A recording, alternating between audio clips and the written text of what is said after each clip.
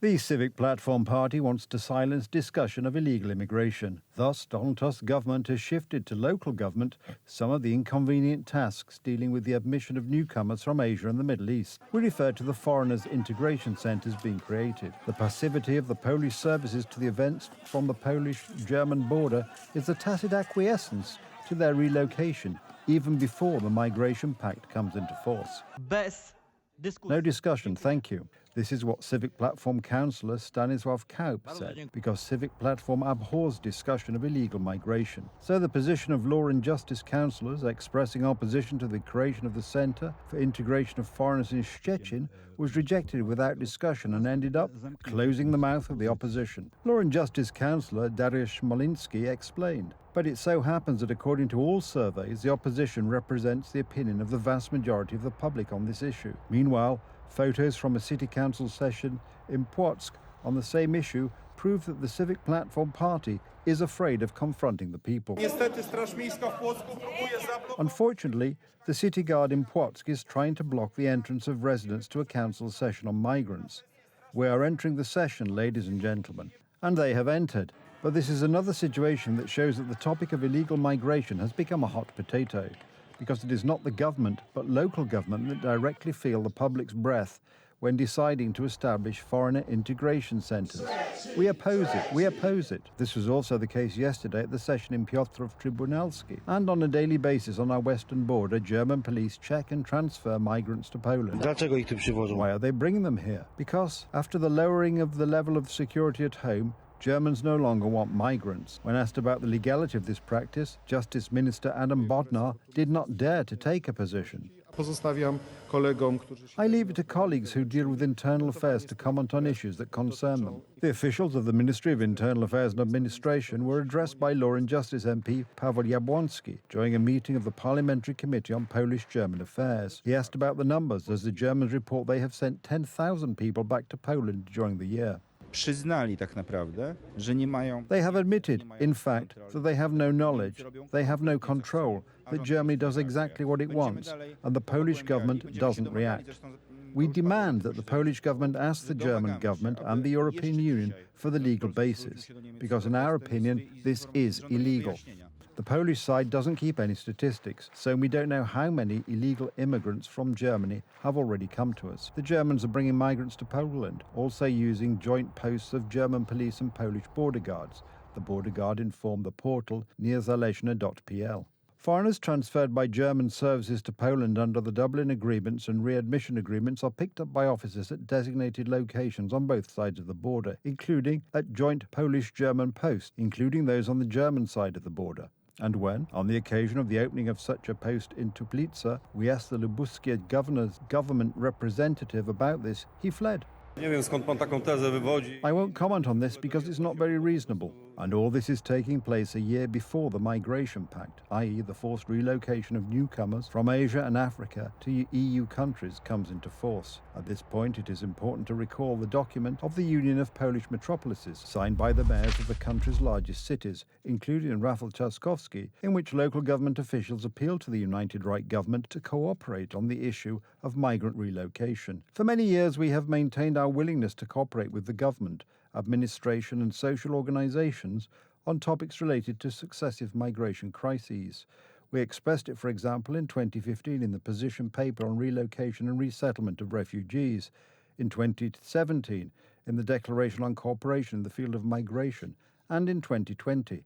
Ahead of what will happen when Prime Minister Tusk closes the deal at the Presidential Palace and gets his deputy Rafał Trzaskowski installed there, Karol Nawrocki warns, declaring the need for an office for combating illegal migration. Because Polish women, because Polish children, Polish families must feel safe. Polish citizens will make their choice in 23 days. At least 9 people were killed and a dozen wounded in a Russian attack on Kiev. This is the first time in many months that the Kremlin has launched such a massive attack on the Ukrainian capital. According to intelligence services, Russia is gathering forces in the Black Sea from where it may continue shelling Ukrainian cities in the coming days. All the while, talks are taking place about the possible acceptance of the peace plan presented a few days ago by Washington to both Russia and Ukraine. rockets, drones and cruise missiles. Such a large attack on Kiev has not taken place in a long time. As usual, the Russians struck residential areas. More than a dozen buildings lay in ruins. The explosion was very strong. The windows in our apartment were damaged. Kitchen appliances fell off the windowsill. But fortunately, we are alive. When the windows flew out, we ran out into the corridor, and then we got to a shelter. Moscow is amassing ships in the Black Sea from which long-range missiles can be fired. Hence, as Ukrainian intelligence warns, there may be more such attacks in the coming days. I think it's a real reminder that Russia is the aggressor here. And that is being felt by the Ukrainians as it's been felt for 3 long years now. And that's why it's important that we get Russia to an unconditional ceasefire. Obviously, we had talks in London this week, in Paris last week. We're making progress towards a ceasefire. It's got to be a lasting ceasefire. Amid these attacks, a critical moment in the negotiations with Washington. Donald Trump commented sharply on the attack on Kiev. I am not happy with the Russian strikes on Kiev. Not necessary and very bad timing. Vladimir, stop. 5,000 soldiers a week are dying. Let's get the peace deal done. Both Moscow and Kiev have been given an ultimatum. Either accept the White House's terms or the United States walk away from the negotiating table. For Ukraine, the biggest problem is the Crimea dispute. Ukraine does not legally recognize the occupation of Crimea. There is nothing to talk about. It is beyond our constitution. This is our territory, the territory of the people of Ukraine. We can't just say, why not? It seems to me that we have already stated this with regard to any other occupied territory, and I have stated it as president, and the constitution of Ukraine declares it by its very existence. The United States argues that each side must back down. According to President Trump's administration, it's not about relinquishing Crimea, but accepting its occupation, especially since Ukraine has neither the strength nor the resources to retake the territories occupied after a full-scale invasion, let alone Crimea, which was annexed more than a decade ago. The current line, somewhere close to them, is where you're ultimately, I think, going to draw the new lines in the conflict. Now, of course, that means the Ukrainians and the Russians are both going to have to give up some of the territory they currently own. There's going to have to be some territorial swaps. So I wouldn't say the exact lines, but we want the killing to stop. And the only way to really stop the killing is for the armies to both put down their weapons, to freeze this thing, and to get on with the business of actually building a better Russia and a better Ukraine. According to Washington, the conditions that Russia has tentatively accepted are favorable for Ukraine. According to Washington, the conditions that Russia has tentatively accepted are favorable for Ukraine, at least given its current position. Allegedly, the Americans set a freeze of the current front line and an immediate ceasefire as a condition for further talks. At the same time, they are also to guarantee the maintenance of the expansion of the Ukrainian army and the start of a stabilization mission with Western troops on Ukrainian territory. A new war may be brewing in South Asia. April 22nd, 2025, Pahalgam, in the Indian-administered yet Muslim-majority area of Jammu and Kashmir. 5 militants staged one of the worst terrorist attacks in India's modern history. Allegedly members of the TRF, an Islamist insurgent group with supposed links to Pakistani terrorist organizations, these men specifically targeted Hindus, segregating people by religion before shooting them. These militants should also be treated in the same manner as they treated my brother. They shot 3 bullets at him. What will we do now? 26 were killed, and at least 20 more were wounded. The Pakistani government claimed no involvement, but the Indian side was not convinced. In response, the next day, the Indian government issued a travel ban for all Pakistani nationals to India, revoked all previously issued visas to Pakistanis, and perhaps most alarmingly, suspended the Indus Water Treaty. This is just the first step. These are the non-kinetic first steps that the government has taken to change the rules of engagement with Pakistan that is no longer business as usual.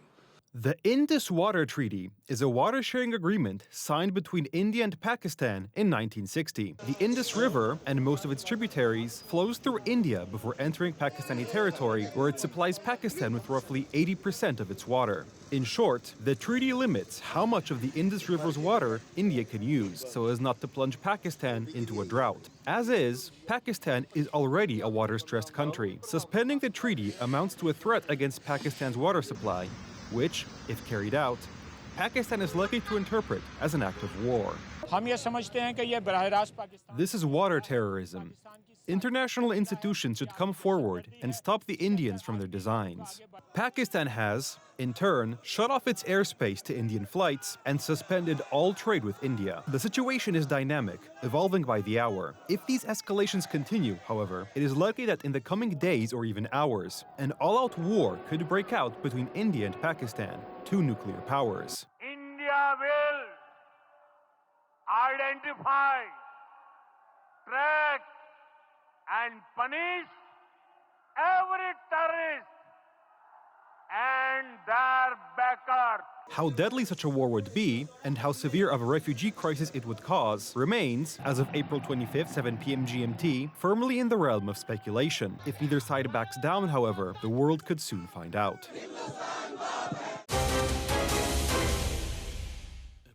Vladimir Putin's private life has remained shrouded in mystery for years. It is known that he has two adult daughters, Maria Vorontsova and Yekaterina Tikhonova, but their existence has been taboo for years.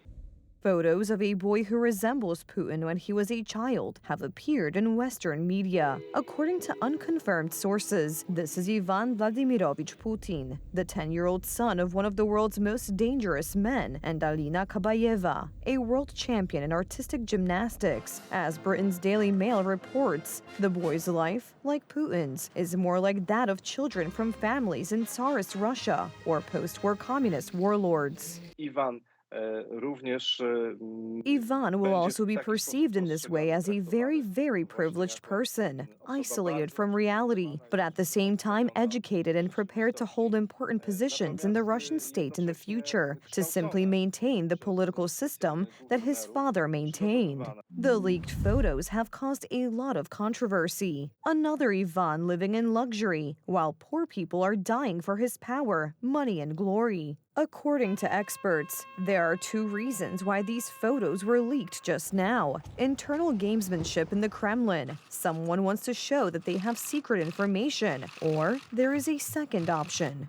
A controlled upload to show the successors of Vladimir Putin, for example, and this could probably serve that purpose. This is a thing that has been known in Russia practically forever. Putin has many more secrets that he wants to hide from the world, and especially from his compatriots. Among them is the issue of the so-called Putin Palace. It's a huge estate located on the Black Sea on the Itokopas Peninsula near occupied Crimea. The luxurious mansion, worth about 5 billion zloty, has an area of tens of thousands of square meters. Its grounds include a private cinema, a field hockey rink, vineyards, and even a specially designed tunnel leading to the beach.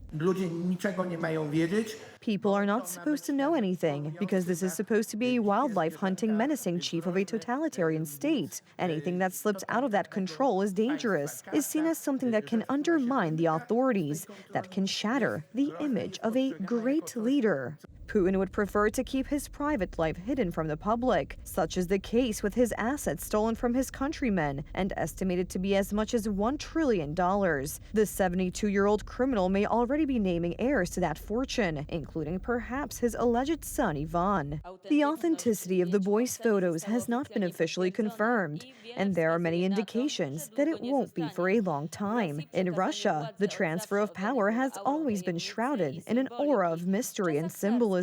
In Tsarist times, ancestry was the deciding factor, and according to experts, what we are seeing may not be so much a coincidence as part of a larger strategy to present Russians with a possible successor who has not only the name, but also the face of their leader.